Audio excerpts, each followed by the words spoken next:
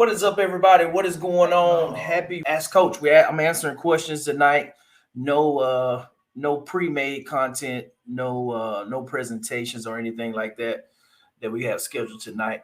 Really just freelancing. I know I have a couple questions. I got one guest coming by tonight that may pop in. We're gonna chop it up, talk a little bit about real estate.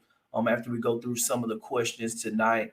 A lot of things slow motion right now going on. A few things happening here and there in the economy. I saw that one of the SVB, the second largest bank that defaulted, got bought out over the weekend, and so I think that was some news. I saw an article, talking about Birmingham. That for those, shout out to Birmingham, everybody from Birmingham, Alabama. So everybody, I know everybody that's been in Birmingham, that everybody knows about the AT&T building. I just read an article where developers come in and they're going to build 600 luxury condos in the AT&T building downtown. So that's going to be interesting to see. Just their whole redevelopment effort for that. So that's going to bring a lot of not a lot of capacity, but it's going to be 600 more units coming online in the next couple of years as they do that development. What else? We had one property fall out of contract this past week. We had one go under contract, and the one that fell out, we got one offer today, and I think we got two showings today and one scheduled for tomorrow. So I'm telling people the market is picking back up. That kind of median sales price and below, that there's not enough inventory. I'm talking with other real estate investors. People are starting to hear more and more of bidding wars, multiple offer situations. We're already kind of seeing that with this one. And it's crazy. It just picked up because this same house has been on the market over 90 days now. We were under contract a little bit over 40. And before then, coming out of the holiday season, there wasn't any activity. The market was pretty much dead in the month of December. And but now we're seeing a lot more activity that's happening, especially with the lower price point. If you guys are looking to get into flipping, that I encourage you to kind of get in at below the median sales price in your area, just where you protect yourself. And there's more people looking to buy just with the limited inventory in those areas. And I got something that I'm gonna start doing here the next couple of days with the market update. Once I kind of tap into this new data stream where we can kind of go by zip code. We can look real time at the increases in inventory, compare year over year numbers, and just with the data, you can just kind of see different areas where you can target and start looking at things. That's something that I'm bringing for my real estate clients and just kind of sharing with them, where now we can be strategic with where we're looking to make investments and where we're looking to do deals and make offers. That we can follow the data, we go with the data, jobs, the population growth. And now we're going to be looking at the listings, days on market, just looking at the pricing and some of the other metrics that I use in my business, kind of gives to them to do that. So the market is looking up. This is a slow spring season, but it's all good. I think, depending on where you focus at, if you're in luxury homes or higher price markets, then you may have some challenges with selling. It's going to just take longer, if you're on the higher end. But if you're on the lower end of the market, then you're going to be fine. And I think you just got to figure out the best strategy. We'll continue to look at multifamily deals as well, too. Small apartments. Well, I won't even say small apartments kind of is the niche, but we've been looking at some larger than 40 units. And I think that some sellers are unrealistic. We got a couple things working potentially for some off-market deals with a little bit of seller financing mixed in, where the numbers make sense. With the price per door, it makes sense. And looking at just the upside for where the market rent is right now, because I keep telling everyone that as you look at where we are right now in the market, that the market's slowing down from a single family first-time buyer or just a consumer that's looking to buy houses. But all that means is it's going to be increased demand for rental property just because everybody's not buying a house. They're choosing to rent right now. And so therein lies an opportunity for landlords to continue to move forward and pick up rental properties. We're looking to execute as many BRRRRs as possible on the single family side and pick up one or two multifamily, if not more, and just continue to grow the portfolio and just take base hits as they come along and continue to truck along with interest rates and everything else. So you just got to figure out your strategy and understand your market and dive in and be aggressively patient and not worry about where the interest rates are. Just underwrite for them so you can be in good shape, and then just kind of take it from there.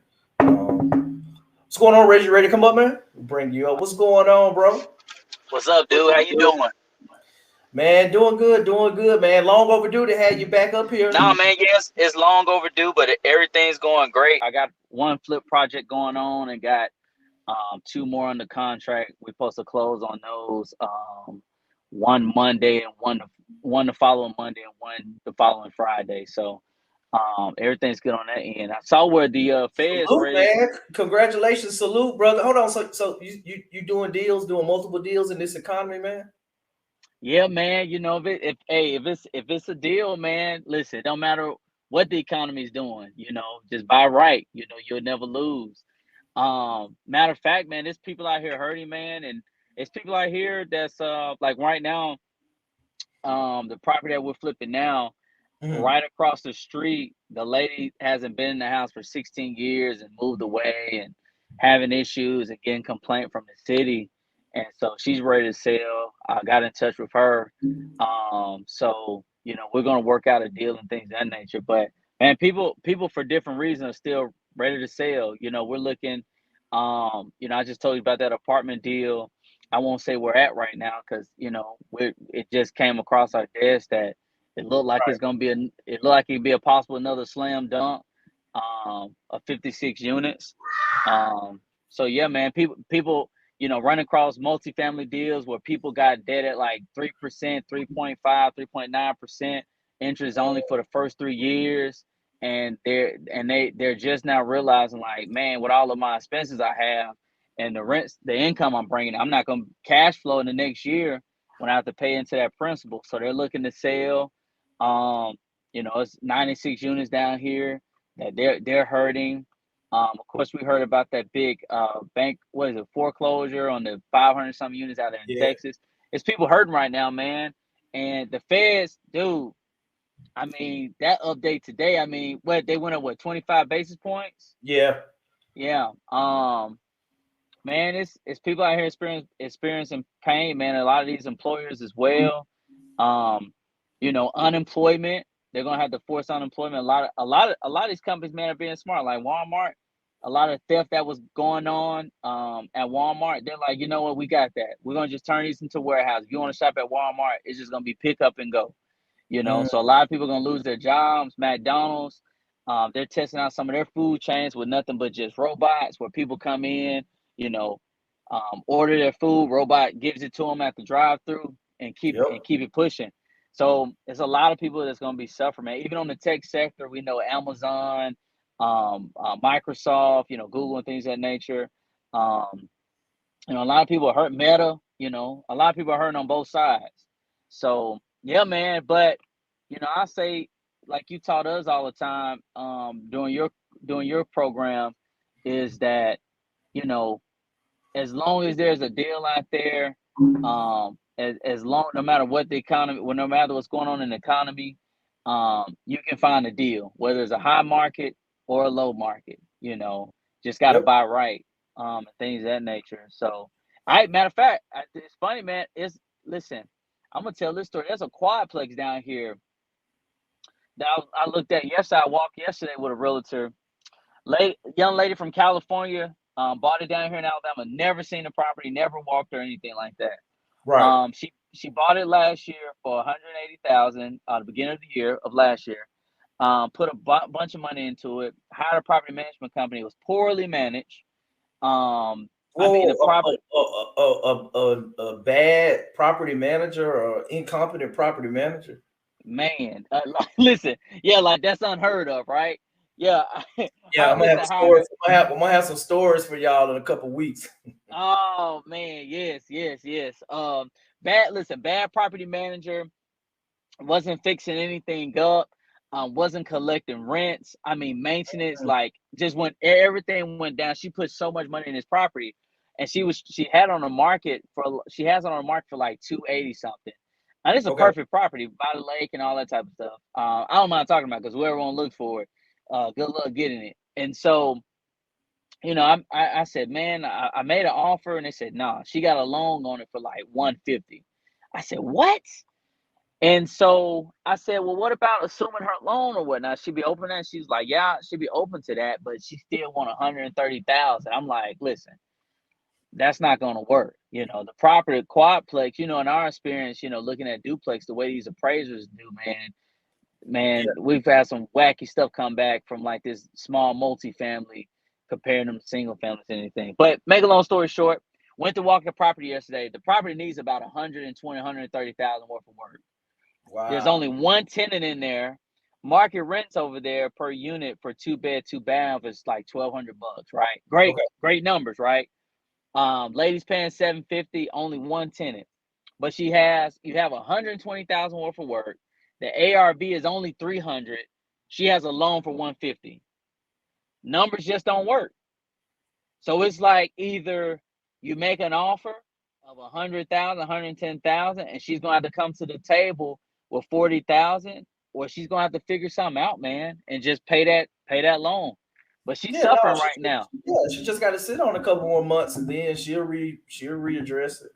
And I just think that's Yeah, why you make money in real estate when you buy, yeah, because you got to buy at the right price.